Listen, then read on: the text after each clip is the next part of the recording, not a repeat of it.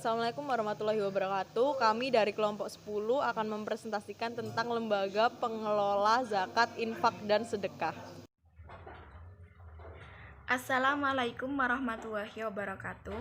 Saya Humzah Nur Alisyah, NIM 154. Saya akan menjelaskan pengertian dan jenis-jenis lembaga pengelola zakat, infak, dan sedekah.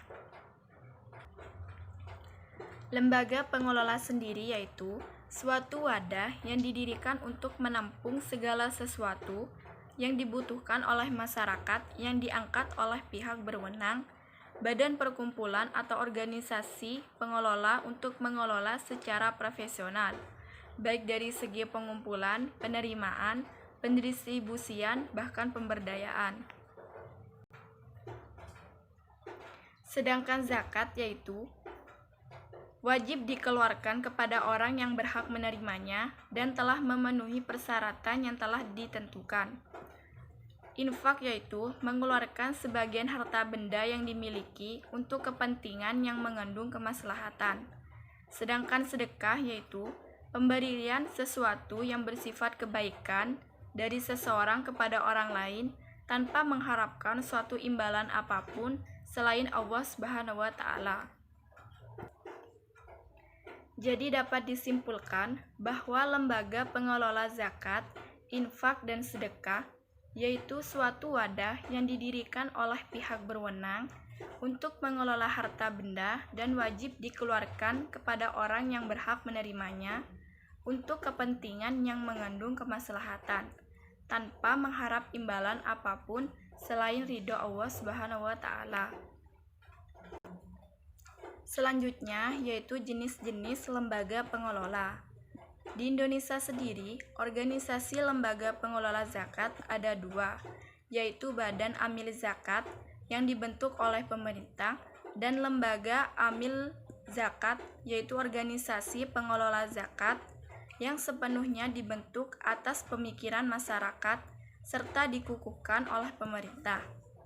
Lembaga ini dituntut mampu melaksanakan fungsi, yaitu menetapkan sasaran zakat, mampu perencanaan zakat untuk ke depan, mampu menghimpun dana zakat, dan melaksanakan pengolahan dengan baik.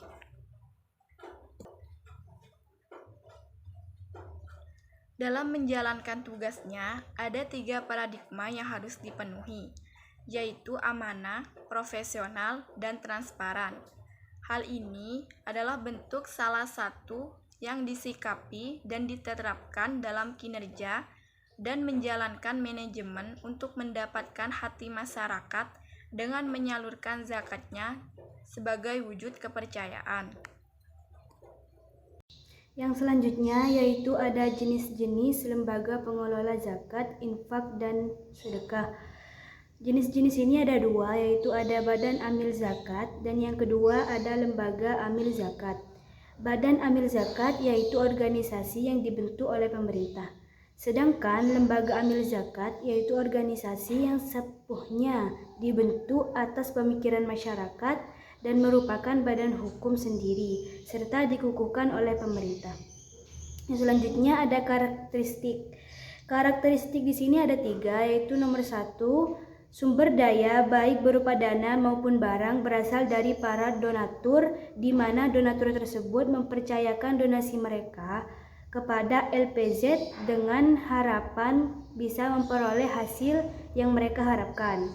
Yang nomor 2, menghasilkan berbagai jasa dalam bentuk pelayanan masyarakat dan tidak mencari laba dari pelayanan tersebut. Yang nomor 3, yaitu kepemilikan lembaga pengelola zakat tersebut tidak sama dengan organisasi bisnis. LPZ bukanlah memiliki pribadi atau kelompok, melainkan milik umat karena sumber dayanya berasal dari masyarakat. Yang selanjutnya yaitu ada asas-asas lembaga pengelola zakat, infak, dan sedekah. Asas-asasnya tersebut yaitu nomor 1 ada syariat Islam, di mana organisasi tersebut dalam menjalankan tugas dan fungsinya, lembaga pengelola zakat tersebut harus berpedoman sesuai dengan syariat Islam. Yang nomor 2 yaitu ada amanah, di mana harus menjadi lembaga yang dapat dipercaya. Yang nomor 3, bermanfaat. Lembaga tersebut harus mampu memberikan manfaat yang sebesar-besarnya bagi mustafik. Yang keempat, keadilan, yaitu lembaga tersebut harus mampu bertindak adil. Yang kelima, kepastian hukum. Lembaga tersebut harus memiliki jaminan dan kepastian hukum dalam proses pengelolaan zakat, infak maupun sedekah. Yang nomor 6, terintegrasi. Harus dilakukan secara hierarkis sehingga mampu meningkatkan kinerja pengumpulan, pendistribusian, dan pendayaan zakat. Yang terakhir yaitu ada akuntabilitas. Lembaga tersebut harus bisa bertanggungjawabkan kepada masyarakat dan mudah diakses oleh masyarakat dan pihak lain yang berkepentingan. Yang selanjutnya yaitu ada prinsip-prinsip dari lembaga tersebut. Prinsip-prinsipnya yaitu ada 4. Yang pertama, pengelolaan harus berdasarkan Al-Quran dan Al-Hadis. Yang nomor 2, keterbukaan. Untuk menumbuhkan kepercayaan masyarakat terhadap lembaga amil zakat tersebut, pihak pengelola harus menetapkan manajemen yang terbuka. Yang nomor 3, menggunakan manajemen dan administrasi modern. Dan yang nomor 4, yaitu badan amil zakat dan lembaga amil zakat harus mengelola zakat dengan sebaik-baiknya. Yang selanjutnya yaitu ada prinsip-prinsip dari lembaga tersebut. Prinsip-prinsipnya yaitu ada 4. Yang pertama, pengelolaan harus berdasarkan Al-Quran dan Al-Hadis. Yang nomor 2, keterbukaan. Untuk menumbuhkan kepercayaan masyarakat terhadap lembaga amil zakat tersebut, pihak pengelola harus menetapkan manajemen yang terbuka. Yang nomor 3, menggunakan manajemen dan administrasi modern. Dan yang nomor 4, yaitu badan amil zakat dan lembaga amil zakat harus mengelola zakat dengan sebaik-baiknya. Manfaat dan fungsi. Yang pertama, spiritual, sebagai konsekuensi ikatannya dengan Allah. Yang kedua, ekonomi, menghajatkan adanya distribusi pendapatan. Yang terakhir adalah manfaat sosial yang dimanfaatkan untuk menolong atau solidaritas sesama umat manusia. Kendala perkembangan.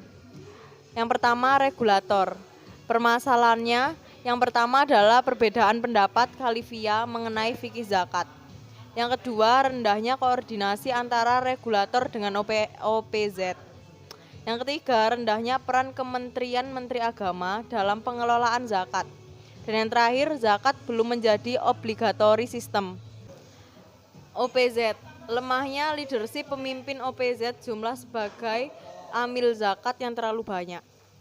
Kurangnya kualitas manajerial OPZ. Kualitas dan kuantitas sumber daya manusia amil zakat. Mahalnya biaya promosi. Rendahnya efektivitas program pendayagunaan zakat. Rendahnya sinergi antar stakeholder zakat.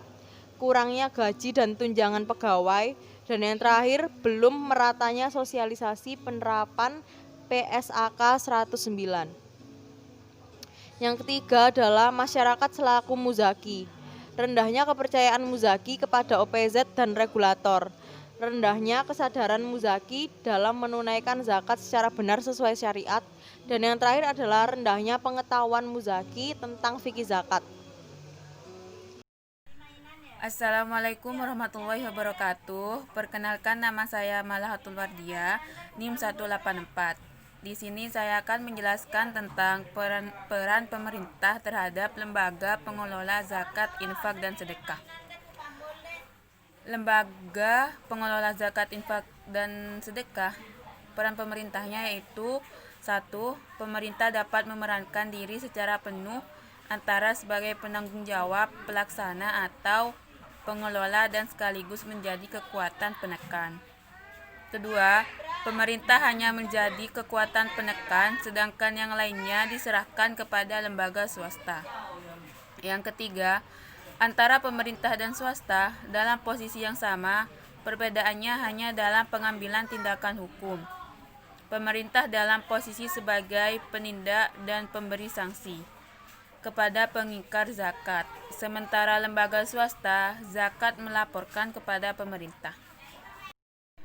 Selanjutnya yaitu saya akan menjelaskan tentang tujuan lembaga pengelola zakat, infak, dan sedekah.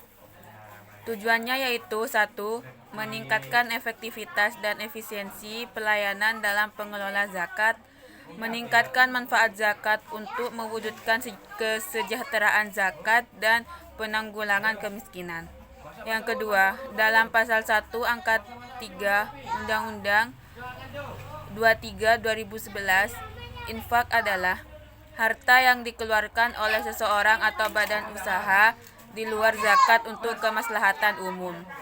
Yang ketiga, dalam pasal 1 angka 4 Undang-Undang 23/2019, sedekah adalah harta atau non-harta yang dikeluarkan seseorang atau badan usaha. Sekian presentasi dari kami, kurang lebihnya mohon maaf. Wassalamualaikum warahmatullahi wabarakatuh.